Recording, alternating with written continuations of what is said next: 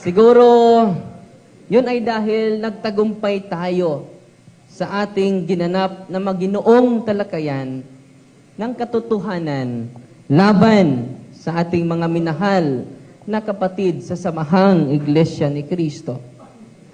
Sa mga hindi nakakaalam, noong 2017, pinadalahan ako ng ministro nilang si Roy Refugio ng invitation card sa gaganapin nilang pamamahayag. At dahil doon, tinanggap ko ang invitasyon niyang iyon. Sa layunin na makapagtanong sa harapan sa kanila. At dahil sa naganap na sagutan, ay naisip nilang hamunin ako. Dahil mukhang sakristan. No? At sa harap ng mga nakikinig, ay tinanggap ko ang hamon nila. Nasaan na yun? No? Kaya nung mga sumusunod na araw, ay kusa akong sinadya ng kanilang ministro doon sa kumbento ko para siguraduhin kung haharap ba talaga ako sa isang maginoong debate. O baka, sabi-sabi ko lang yon. Ayon pa sa kaniya, Padre, meron ka bang lakas ng loob na humarap sa national debater namin?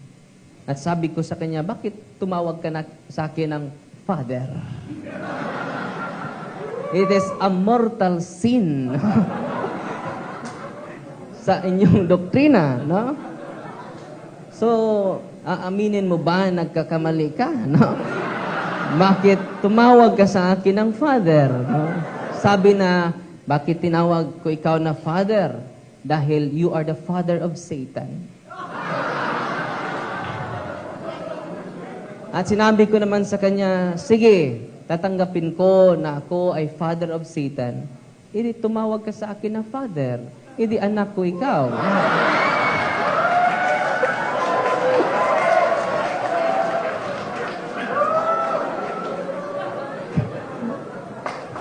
Pinalitan na niya, no? Reverend.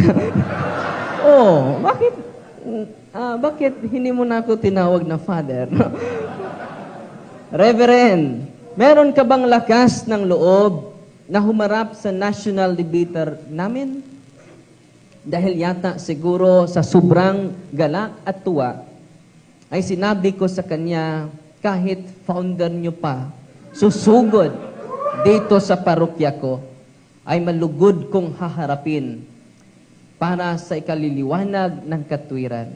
Kung kayo nga ay tatag lang ng tao, ay confident na makipagtalakayan sa amin, abat dapat mas lalo na ako sapagkat kami ang tunay na Iglesia ni Cristo at hindi kayo. Pagkatapos noon, nagpirmahan kami sa specific na topic sa debate. On the following day, agad-agad, nagdala sila ng MOA, Memorandum of Agreement, na galing raw sa central office nila, dahil sabik na sabik si Caramel Parba, uhaw na uhaw, no? Na makaharap ako. Kaya para sa kanila, historical yon. Dahil walang pari, sabi niya, putig itlog ang mga pari, no? Sabi ko naman sa kanya, nakita mo? Mabuti na lang naputi ang amin sa inyo, itim. Nakalagay doon sa Memorandum of Agreement nila ang 3 kondisyon para matuloy talaga ang hinahangad nilang debate. Bago niya binigay ang Memorandum of Agreement galing sa central office nila, patutsada pa niyang sinabi sa akin na pwede ka pang umatras, Reverend. Hindi na Father, no? Pwede ka nang umatras, Reverend. Pwede ka pang umatras, Reverend. Baka kakoy napipilitan ka lang. Batang-bata ka pa, Reverend. Sa pagkakaalam ko yata, ay first time mo itong pagdebate at national debater pa talaga ang makakaharap mo. Meron ka pa namang oras na umayaw. Tapos pakunwari pa siya na ayaw niya akong umatras. Ay pinapirmahan pa niya sa akin ang hawak niyang MOA at sabay sabing, para masiguro naming hindi ka aatras. Nais kong pirmahan mo itong 3 kondisyon na hawak ko. So tinanong ko muna kung ano-ano ba ang mga kondisyong nais nila. Ang una, ay dapat kanya-kanya daw kami ng sound system.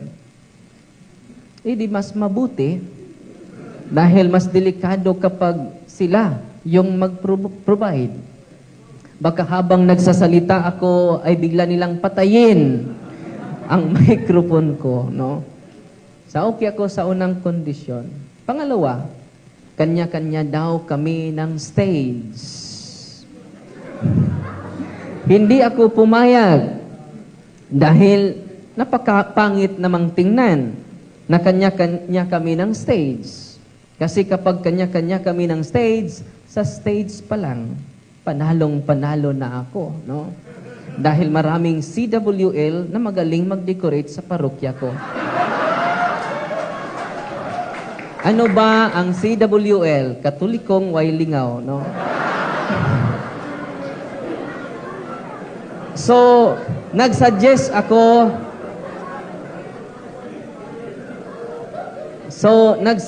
ako sa kanila. Either sila yung mag-provide ng stage or ako.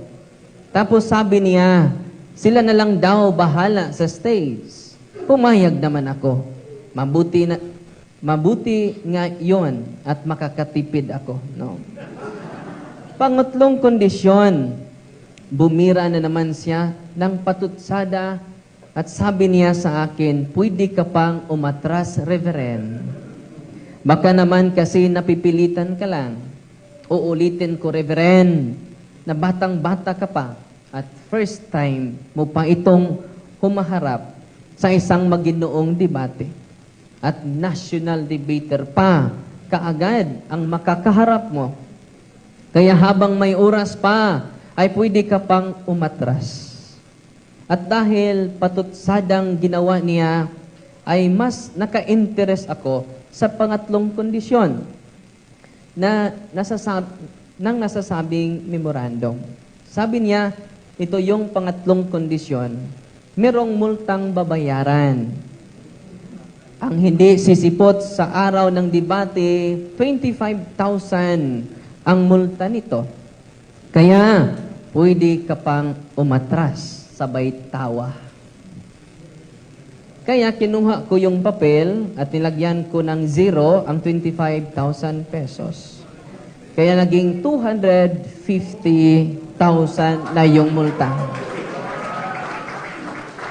Kaya pinaliktad ko naman ang sitwasyon at siya naman ang pinatutsadahan ko. Bakit siya ba marunong? No. Sabi ko, ang liit naman ng 25,000, no? Isang linggo ko yan, kuhang-kuha ko na yan. Pero ang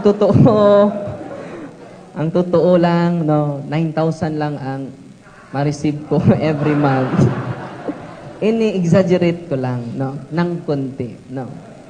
Kaya dali-dali kong pinirmahan yung papel na dala niya para di na siya makatanggi.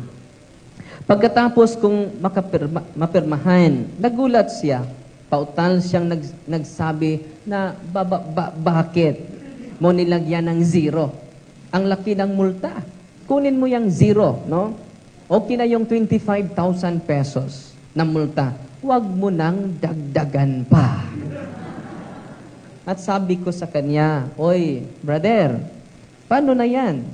Nakapirma na ako. Ikaw na lang ang wala. Nag-insist siya na hindi siya pipirma kapag hindi ko binura ang 0. At dahil doon, ngumiti ako sa kanya, ikatatlong pahina.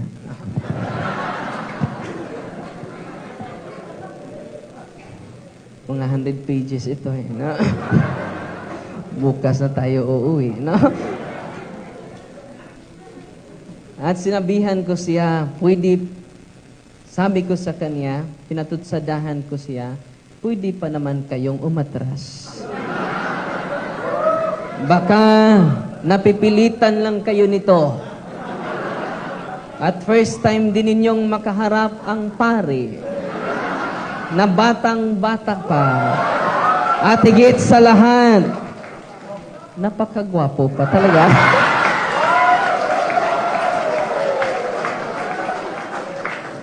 At dahil doon, napilitan siyang pumirma kahit labag sa kanyang kalooban. At pagkatapos niyang pumirma, sabi ko sa kanya, huwag mo muna itong kunin. Balikan mo na lang ito sa susunod na araw. Dahil panunotaryuhan ko pa ito sa kilala kong abogado. At pagkatapos, pasisilyuhan ko pa ito kay Mayor o sa kapitan namin dito sa lugar kung saan idadaos ang ating dakilang debate. Sa totoo lang, mga kapatid, sa preparation na natin sa naturang debate, lubos na silang kinabahan sa preparation pa lang. No? Dahil merong 200 security personnels, military, policemen, kapgo, barangay police, guardians, traffic enforcers, ang nakaposisyon sa lahat ng sulok kung saan gaganapin ang debate. At pinatawag din sila ni Mayor dahil Katoliko ang Mayor natin. Kasabwat ko ang Mayor. Pinatawag sila ng Mayor at pinapirma muli ng isang kasunduan na kung ang kanilang mga membro ay mag-iskandalo o kaya'y pagsisirain ang mga bagay na nasa binyo, mananagot ang kanilang punong ministro. At kung ang mga Katoliko naman ang maghahasik ng lagim, ako naman ang ikukulong. Yan ang aming napagkasunduan sa harap ni Mayor at sa harap ng mga kapulisan. Ang lugar pala kung saan idadaos ang debate ay pinalagyan ko na ng division para hindi nila ma-occupy lahat ang harapang bahagi ng stage. Alam ko na no? Audience impact ang kanilang advantage. So giniba ko na sa physical arrangement pa lang, no? Para sa ganon ay maging patas ang aming audience.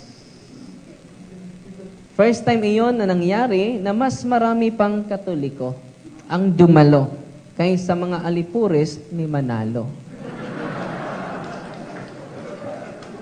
Nakasanayan na kasi nila kapag may debate, pinupuno na nila ang lugar. Pero sa debating iyon, opposite ang nangyari. Napuno ng Katoliko ang venue dahil suportado ako ng ating mahal na obispo. Si Bishop Alberto Uy. Hinikayat ng obispo ang lahat ng mga pari sa aming diocese during clergy meeting namin na pumunta at magdala din ng mga parokyano para personal na ipakita nila sa akin ang kanilang simpatya. At sa preparation namin sa debate, nagpaturo talaga ako sa mga lubhasa na mga debater natin galing sa Luzon, Visayas, at Mindanao. Kahit pare na ako, nagpaturo pa rin ako. Sila si Manny Protasio, may he rest in peace. No? Father Fran Villegas, buhay pa ito. No? Classmate ko. Nandito was Father Fran? No? Kahapon, no? Father Greg Mendez. Nandito si Father Greg, no? Nasa Father Greg? Nasa Brother Wendell Talibong, no? Ating Vice President. Ang mga converted pastors, Brother Paul Alima. Brother Sunny Hagos, no? Wala si Brother Sunny. Brother Paul. Nasaan si Brother Paul, no? O, nandito si Brother Paul, no? 15 years pastor sa Seventh-day, Saksi ni Jehovah, no? And also Brother Eric Romero, no? At sa mga kapatid ko na mga Catholic Faith Defenders galing sa Tagbilaran, sa diocese, nandito sila, no? Mga monghe, no?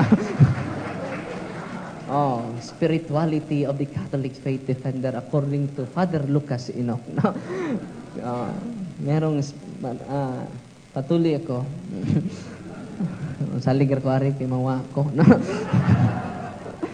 At marami pang mga Catholic Faith Defenders na tumulong sa akin. Sila talaga ang nasa likod ng aking tagumpay.